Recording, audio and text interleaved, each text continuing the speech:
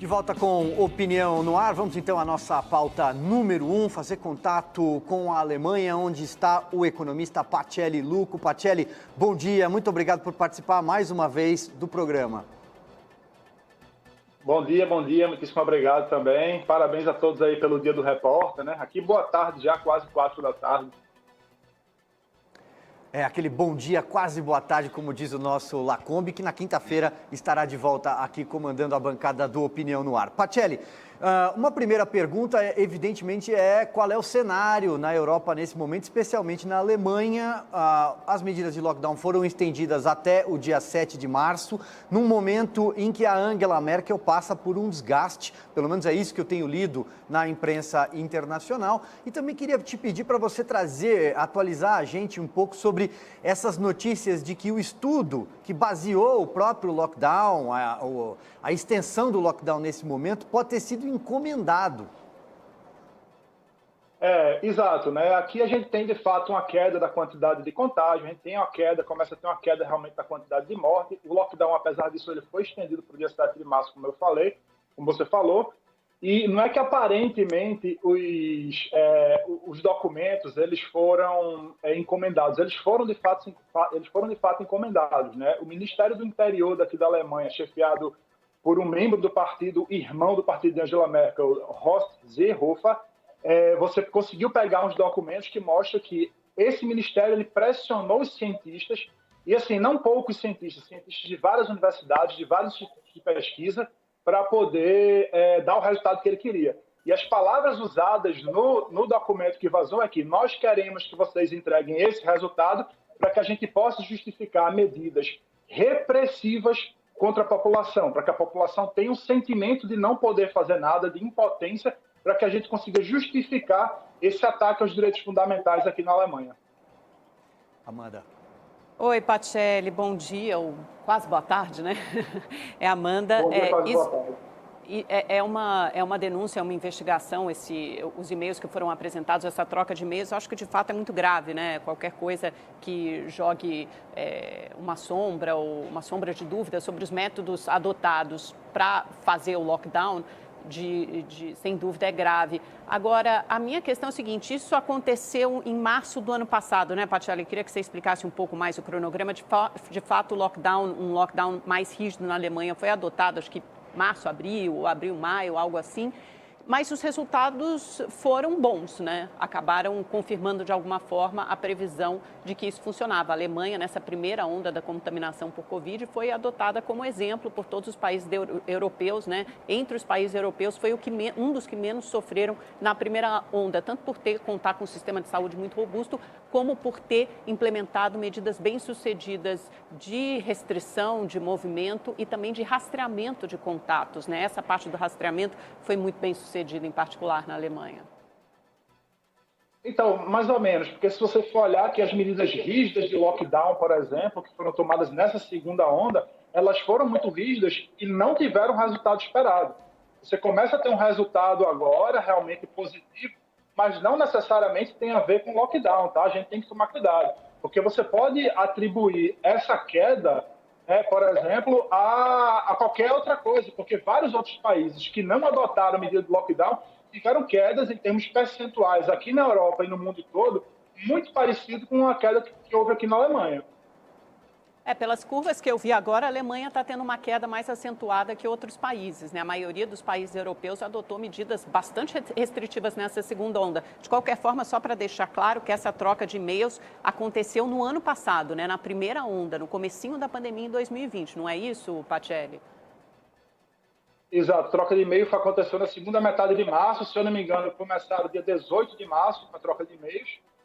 E a gente só teve acesso a essas informações porque um grupo de juristas processou os institutos de pesquisa e o Ministério para ter acesso a esses documentos.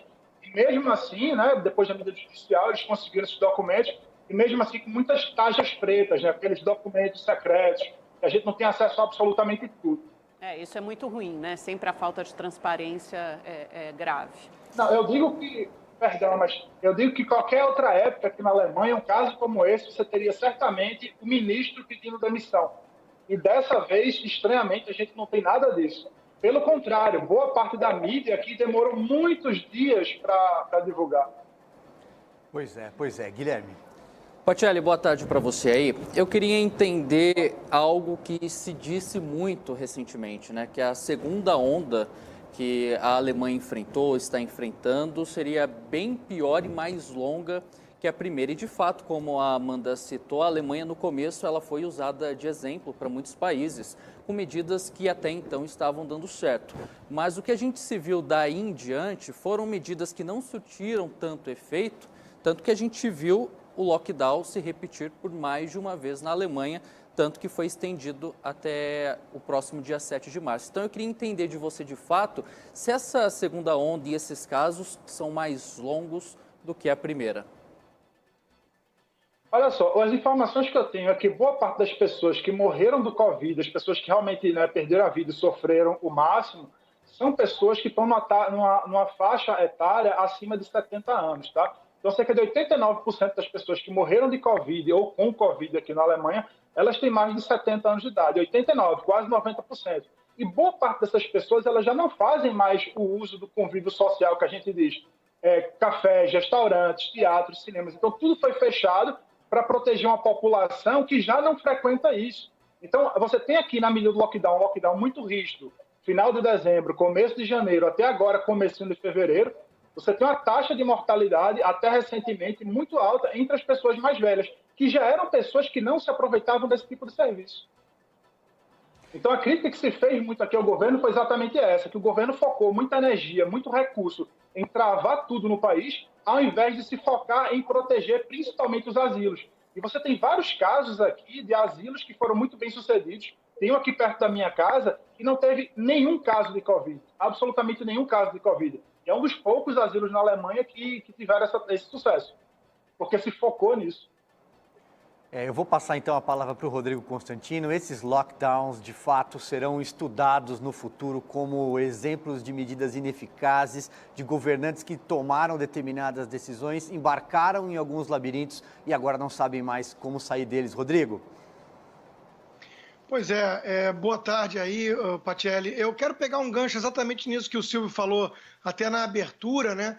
Em relação a Angela Merkel. No Brasil, a depender da mídia brasileira, ela é tratada como uma grande estadista que teve ótimos resultados, ela tem um background na ciência, e isso é muito usado na narrativa para se contrapor ao Bolsonaro, que seria um obscurantista, negacionista, com péssimos resultados, sendo que o próprio Supremo colocou a gestão da pandemia nas mãos dos governadores e prefeitos.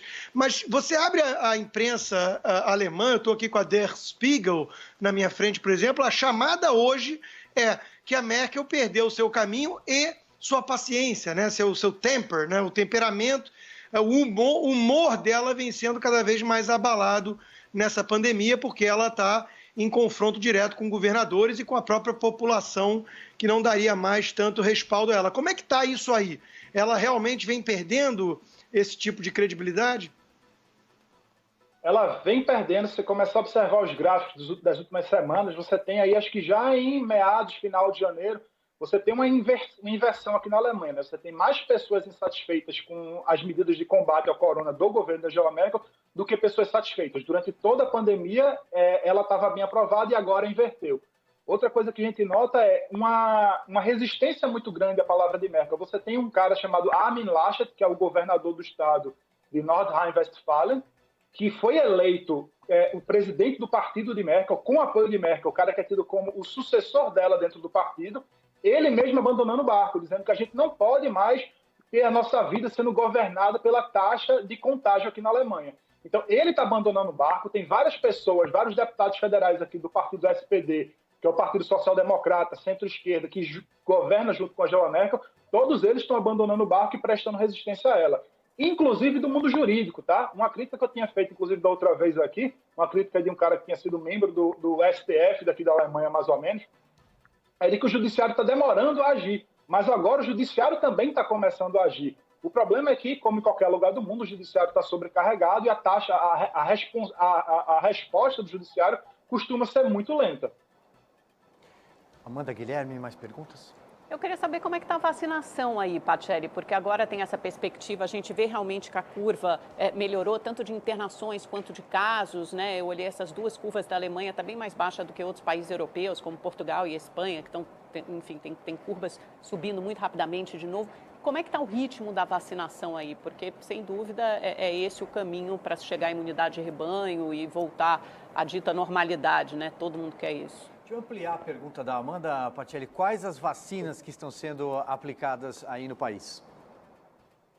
Bom, primeiro, a Moderna, a da BioNTech, Pfizer, essas são as principais. A AstraZeneca também, essas são as principais que estão sendo adotadas aqui até agora.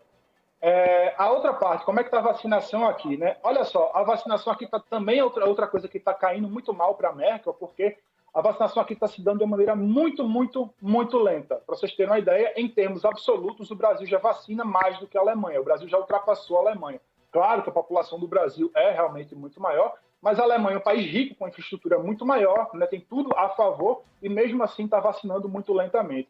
E não é porque as pessoas não estão querendo tomar vacina. Esse problema é tido como já resolvido. Os alemães cada vez mais estão propensos a tomar a vacina. A questão é que está tudo realmente muito lento.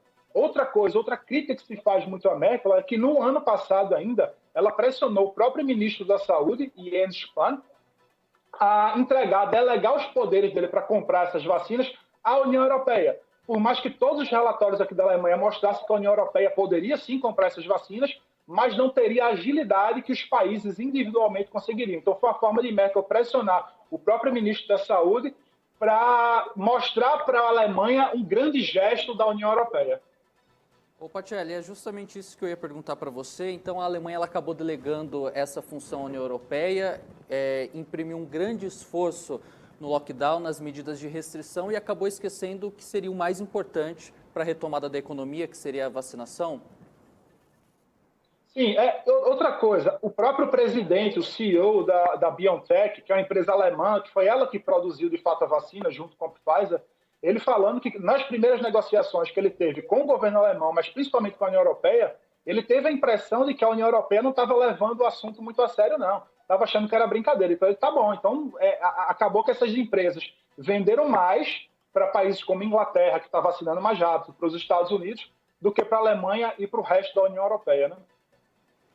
Muito bem, quero então agradecer mais uma vez aí ao Pacelli Lucco, economista que mora na Alemanha, sempre colaborando conosco, trazendo informações sobre a situação da Covid-19 na Europa. Pacelli, muito obrigado. Muito obrigado, parabéns aí, Dia do Repórter. Boa tarde a todos. E na sequência nós vamos para a nossa pauta número 2. Vamos conversar com o advogado Luiz Durso, que é especialista em direito digital. Vamos conversar aqui sobre vazamento de dados e sobre segurança digital, evidentemente em tempos de pandemia. É daqui a pouquinho, antes tem um recado.